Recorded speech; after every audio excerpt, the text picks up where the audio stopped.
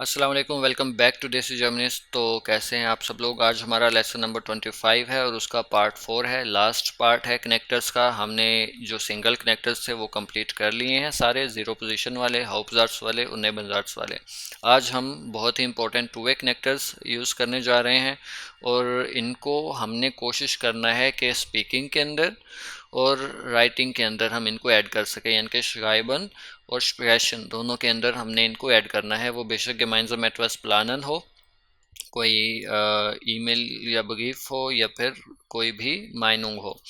तो चलिए पहले देखते हैं कि ये होते क्या हैं। टू वे कनेक्टर्स मैं क्यों कह रहा हूँ इनको टू वे कनेक्टर्स, इसलिए हैं कि ये ना दो पार्ट्स होते हैं। एक एक सेंटेंस के साथ यूज़ होता है, दूसरा दूसरे के साथ। यानी कि पहले जो हमने कनेक्टर्स यूज़ किए वो सिर्फ एक ही पार्ट के साथ यूज़ हो रहे थे।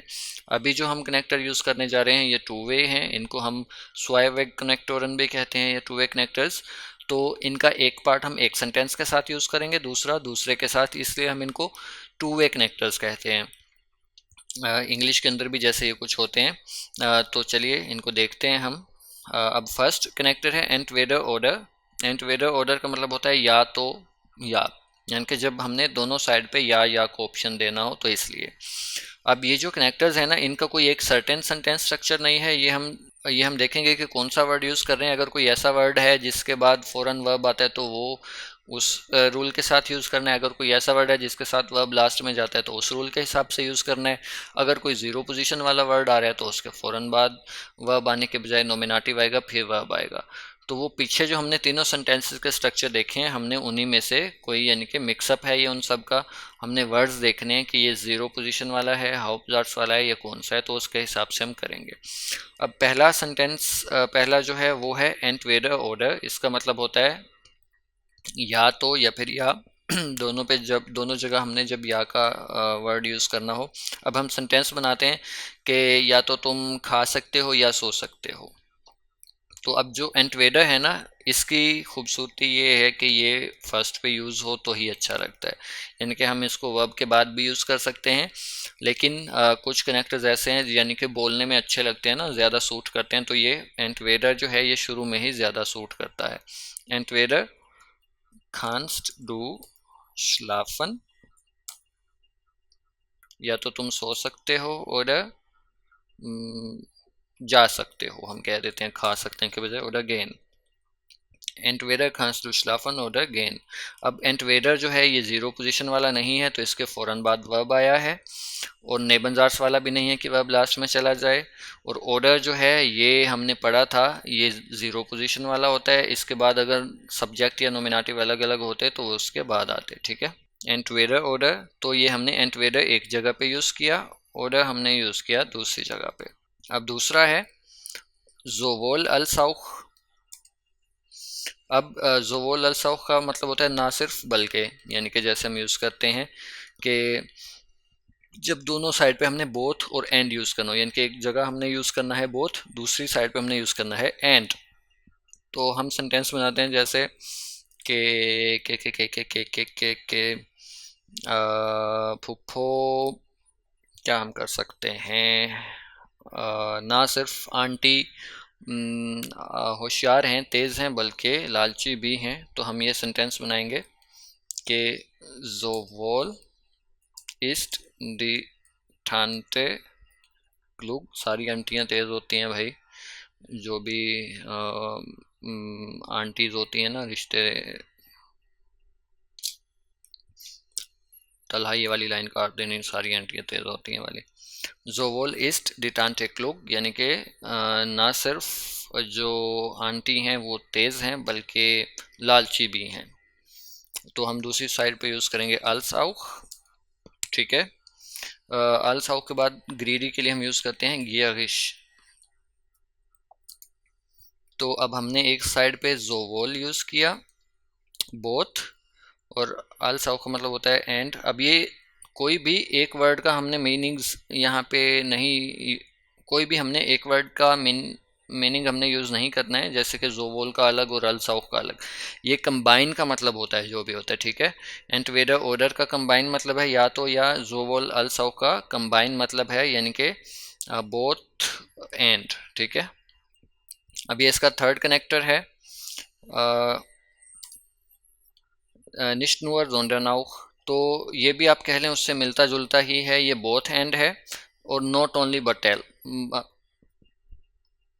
वो जोवोल अल्स auch का मतलब था बोथ एंड, और nicht nur sondern auch का मतलब है नॉट ओनली बट ऑल्सो। तो ये है बात के कान, हम ये वाला यहाँ से पकड़ लें या फिर ऐसे घुमा के पकड़ें, बात तो एक ही है। तो ये भी इसी तरह वर्डिंग चेंज है, लेकिन मतलब एक ही बनता है इन दोनों का। तो अब हम इसकी भी कुछ एग्जांपल बना लेते हैं, ठीक है। मैं कहता हूँ कि उसके पास ना सिर्फ एक बिल्ली है बल्कि एक कुत्ता भी है। उसके बजाय मैं कह देता हूँ मेरे दोस्त के पास, माइन फ्रेंड हार्ट nicht nur eine Katze, sondern auch einen Hund। तो अब हमने यहाँ पे माइन फ्रेंड हार्ट निश्ट नुअर, अब ये भी निश्ट नुअर जो है ये अमूमन वर्ब के बाद ज़्यादा सूट करता है, तो हमने कॉन्जुगेटेड वर्ब के बाद इसको यूज़ किया। और अगला जो जोंडर नाउक होता है वो अमूमन पहले ही आता है। तो Mein Freund hat nicht nur eine Katze, sondern auch einen Hund। मेरे दोस्त के पास ना सिर्फ एक बिल्ली है बल्कि एक कुत्ता भी है, नॉट ओनली बट ऑल्सो। तो ये आप लोगों ने अच्छे से इनकी प्रैक्टिस करनी है एग्जाम्पल्स बना के, ताकि आप लोग इनको यूज़ कर सकें। अब आगे है वेदर नोह, ना तो या फिर ना ही हम यूज़ करते हैं, जैसे इंग्लिश के अंदर भी हम यूज़ करते हैं, ठीक है। अब इसकी हम एग्जाम्पल बनाते हैं कि ना तो मेरे पास टाइम है ना मैं इंटरेस्टेड हूँ, ठीक है। तो हम यूज़ करेंगे ich habe weder Zeit noch Lust। Lust कहते हैं इंटरेस्ट को या ख्वाहिश होने को, ठीक है। तो वेडर जो है ये भी वर्ब के बाद ही आता है, और ये तक ऐसा है यानी कि दो चीज़ों के साथ हम इसको ना यूज़ करते हैं, यानी कि ना तो मेरे दिल चाह रहा है मेरा, ना ही मेरे पास टाइम है, तो इस तरह। तो इसके अंदर अमूमन कोमा यूज़ नहीं करते हम, तो सेंटेंस की नोयत पे डिपेंड करता है। इश habe weder Zeit noch Lust, ठीक है। अब आगे है einerseits andererseits। मैं कहता हूँ कि एक साइड पे तो बच्चे इंटेलिजेंट हैं और दूसरी साइड पे मेहनती भी हैं, ठीक है। तो हम यूज़ करेंगे कि einerseits sind die Kinder intelligent, andererseits। अब ये आपने ना वर्ड्स अच्छे से देखने, einerseits andererseits। einerseits sind die Kinder intelligent, andererseits fleißig। दूसरी साइड पे वो मेहनती भी हैं।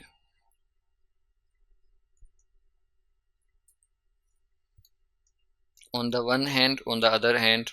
तो ये जहाँ पे भी आप लोगों ने ईमेल्स के अंदर ना ये जो भी हम ग्रामर के टॉपिक्स कर रहे हैं, आप लोगों को यही ग्रामर यूज़ करनी है। बेशक आप ईमेल लिख रहे हैं, मायनू लिख रहे हैं या बोल रहे हैं, तो पता चलना चाहिए कि ये B1 की ग्रामर भी यूज़ हो रही है, ठीक है।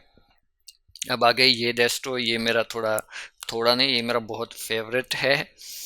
और ये अगर आप लोग यूज़ करते हैं ना, इनमें से कोई एक दो भी यूज़ कर लेते हैं पूरे ईमेल के अंदर, पूरे मायनों के अंदर, तो वो इनफ होता है, ठीक है। अब इसको मैं नंबर दे देता हूँ, नंबर 5 थी ये एग्जाम्पल। अब आगे है ये डेस्टो, ठीक है। ये डेस्टो का मतलब होता है जितना उतना, सही है। अब एक तो हमें ये याद रखनी है कि ये डेस्टो जो है ना, ये जो कनेक्टर है ये नेबनजार्स बनाता है, ठीक है। और अगर वर्ब इसके अंदर हम यूज़ करें, कुछ चीज़ें मुहावरतन हम यूज़ करेंगे तो वर्ब जिनके अंदर यूज़ नहीं हो वो अलग बात है। अब देखें जितना उतना से, अब पहली जैसे पंजाबी में होता है कि जितना गुड़ उतना मीठा, जितना गुड़ उतना मीठा, तो उसके लिए हम कहेंगे ये मेयर सुखर रोर ये मेयर सुकररोर यानी कि जितना गुड़, शुगर केन को सुकररोर ही बोलते हैं ना शायद, जो वो होता है गुड़ होता है, शुगर केन को नहीं। ये मेयर सुकररोर यानी कि जितना गुड़ उतना मीठा। ये डेस्टो भी हम कर सकते हैं, उम्जो भी कर सकते हैं। डेस्टो उम्जो में से कोई एक यूज़ करेंगे हम, ठीक है। डेस्टो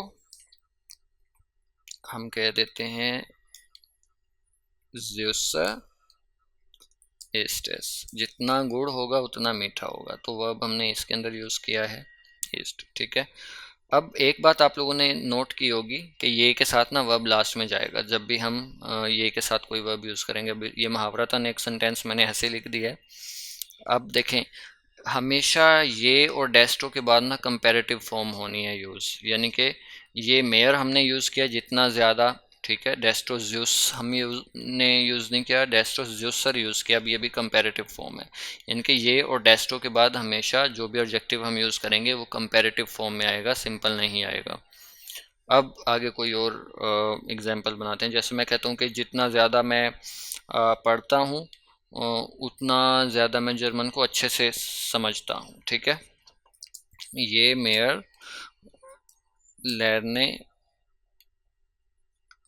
लर्ने क्यों, ये मेयर इश लर्ने, जितना ज़्यादा मैं पढ़ता हूँ। अब ये के साथ वर्ब हमेशा लास्ट में जाता है, ठीक है। तो यहाँ पे भी हमने कंपैरेटिव फॉर्म यूज़ की, तो ये मेयर इश लर्ने डेस्टो besser verstehe ich Deutsch। अब डेस्टो के साथ हमने गुट यूज़ नहीं किया, बेसर यूज़ किया है, क्योंकि यहाँ पे भी हम कंपैरेटिव फॉर्म लगाएंगे। और ये आपने तभी यूज़ करना है जब आपको 100% यकीन हो कि आप सेंटेंस सही बना रहे हैं। और अगर आपने ये डेस्टो एक भी यूज़ कर लिया तो आपकी ईमेल होस्ट स्पीकिंग के अंदर यूज़ कर दिया तो ज़बरदस्त हो जाएगा। अच्छा, इसका एक दो सेंटेंस और बनाते हैं, ये थोड़ा मुश्किल है इसलिए, ठीक है। अब हम कहते हैं कि बंदा जितना कम स्ट्रेसफुल हो या जितना बंदा कम स्ट्रेस ले उतना बंदा ज़िंदगी हेल्दी गुजारता है, ठीक है। ये विनेगर स्ट्रेस मानहाट, यानी कि जितना कम स्ट्रेस हो, बंदा जितना कम स्ट्रेस ले। अब यहाँ पे हमने वेनिश यूज़ नहीं किया, विनेगर यूज़ किया है, ये भी कंपैरेटिव फॉर्म है, ठीक है। अब आगे डेस्टो के बजाय हम एक दफ़ा उम्जो यूज़ कर लेते हैं। डेस्टो उम्जो एक ही मतलब है दोनों का। उम्जो gesünder lebt man। अब ये जो उम्जो या डेस्टो वाला है, इसके साथ जो भी हम एडजेक्टिव यूज़ करेंगे कंपैरेटिव फॉर्म, उसके बाद वर्ब आएगा। ये के सेंटेंस के अंदर वर्ब सबसे लास्ट में जाएगा। तो ये आपने सेंटेंस का स्ट्रक्चर इसका याद रखना है, ये वाले पार्ट में वर्ब लास्ट में और उम्जो या डेस्टो वाले में जो भी उसके बाद कनेक्ट वो एडजेक्टिव होगा उसके बाद, ठीक है। इसकी एक लास्ट एग्जांपल और कर लेते हैं कि मैं कहता हूँ कि जितना बंदा ज़्यादा बोलता है उतना फ्लुएंट बंदा लैंग्वेज, उतनी फ्लुएंट बंदे की लैंग्वेज हो जाती है। जितना बंदा ज़्यादा बोलता है उतनी फ्लुएंट उसकी लैंग्वेज हो जाती है, ठीक है। ये मेयर मान स्विस्ट डेस्टो। अब फ्लुएंट को हम बोलते हैं फ्लूसिश, ठीक है।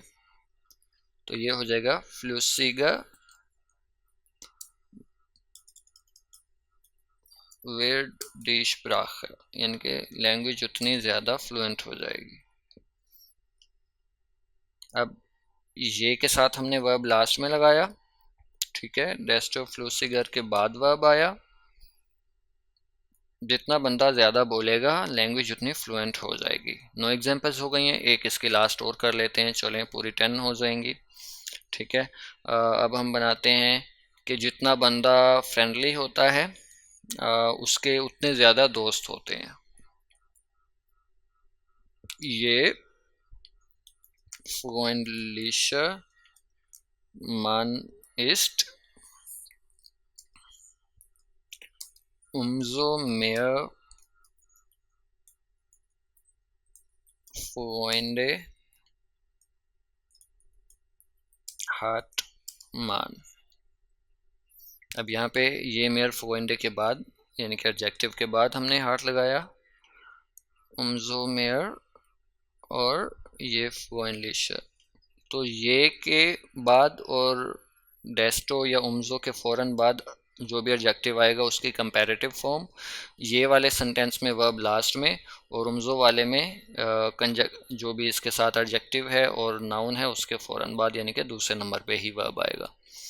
तो ये थे हमारे टू वे कनेक्टर्स। जो कनेक्टर्स वाला टॉपिक है ये हमारा पूरा कंप्लीट हो चुका है। मैंने कोशिश की है कि चारों को अलग अलग हिस्सों में डिवाइड करके अलग अलग समझाऊँ आप लोगों को, ताकि कोई कन्फ्यूजन ना हो।